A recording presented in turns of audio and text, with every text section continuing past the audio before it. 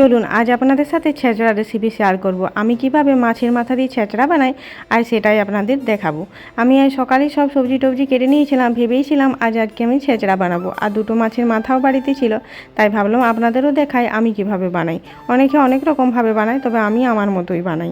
তেলে দিয়ে দিয়েছিলাম একটা শুকনো লঙ্কা আর একটা তেজপাতা, আর এখন কিছুটা পেঁয়াজ দিয়ে লাল লাল করে ভেজে নিয়েছি। আর এবার দিয়ে দিলাম সবজিগুলো। এখানে সব রকম সবজিও দেওয়া যেতে পারে, পেঁপে, গাজর, কিন্তু আমি পেঁপে আর গাজর আজ দিইনি। আমি দিয়েছি আলু, বেগুন, কুমড়ো আর দিয়েছি একটা পটল। তো সবজিগুলো ভালো মতো ভেজে নিয়েছি, আর সাথে দিয়ে দিয়েছিলাম নুন আর হলুদও, আর দিয়ে দিয়েছি অল্প একটু টমেটো। ভালো করে এগুলো একটু ভেজে নিয়ে তারপর দিয়ে দেবো সমস্ত রকম গুঁড়ো মশলাগুলো। এখানে আমি দিলাম জিরে গুঁড়ো, ধনে গুঁড়ো, হলুদ গুঁড়ো আর একটু লঙ্কার গুঁড়ো, আর দিয়েছি এই যে অল্প একটু আদা আর রসুনের পেস্ট। এবার সবজির সাথে মশলাটা ভালো করে মিশিয়ে নিতে হবে। আর এখন জল দিচ্ছি না, কারণ এরপর শাকটা দিয়ে দেবো। শাকটা থেকে অনেকটা জল বার হবে, সেই জলটাতে কিন্তু অনেকটা সেদ্ধ হয়ে যাবে।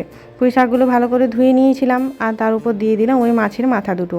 5 মিনিট ঢাকা দিয়ে রেখে দিয়েছিলাম, আর শাকটা কিন্তু অনেকটা নরম হয়ে এসেছে, আর একটু জলও বার হয়েছে। এই জলটা সাথেই কিন্তু সবজিটা অনেকটা সেদ্ধ হয়ে যাবে, আর তার সাথে আমি একটু জল দিয়ে দেবো। তাহলে কিন্তু সবজিটা খুব ভালো মতো সেদ্ধ হয়ে যাবে। আর এটার টেস্ট কিন্তু ভীষণ ভালো হয়। অনুষ্ঠান বাড়িতে কিন্তু এরকম সবজি যখন বানায় তখন কিন্তু আমাদের খেতে খুবই ভালো লাগে।